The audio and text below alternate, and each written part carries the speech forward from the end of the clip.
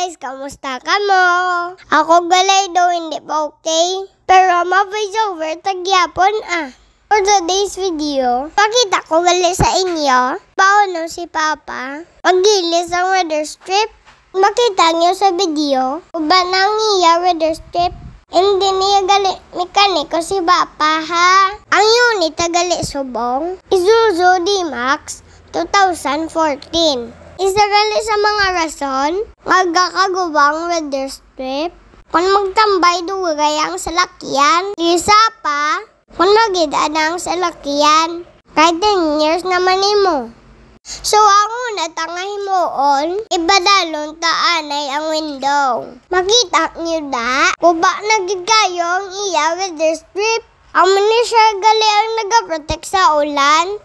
Magkuha gali sine. Push nyo lang left and right. Ayun, muklang manasa.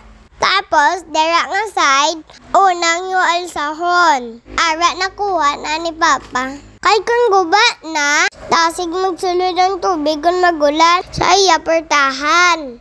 Ay, nagali ang nikuha takagina. Agang isa, amo na sa nga aton iilis. Sabi lang ni galing bakal ni Papa. Pwede ka na makabakal individual, pwede ka man kabakal set. Awi na itakod na ni Papa. Magdakot naman sini. Kaya ka mauna labit sa side mirror. Tapos, hinay-hinay mo lang na itong hasta nga mag-fit. Medyo butong gamay dayon, diri sa right side.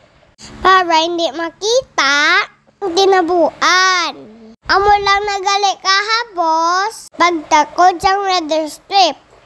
Pero kung hindi nyo kaya, dalang nyo di sa balay para may extra income si Papa. Hari nagali, tapos natakod ni Papa. Dasig lang no. Ako na di gali ang helper ni Papa. Hari balik na namon pasaka ang window. Shoutout gali kay Tito Rams. Nga tagiyas ang sini nga sa lakyan. Ikaw lang nabala sang neighbor Okay naman ko sa female sa McDo. Thank you Tito Rams. Like and share sa kung galing ang video. Thank you, Get.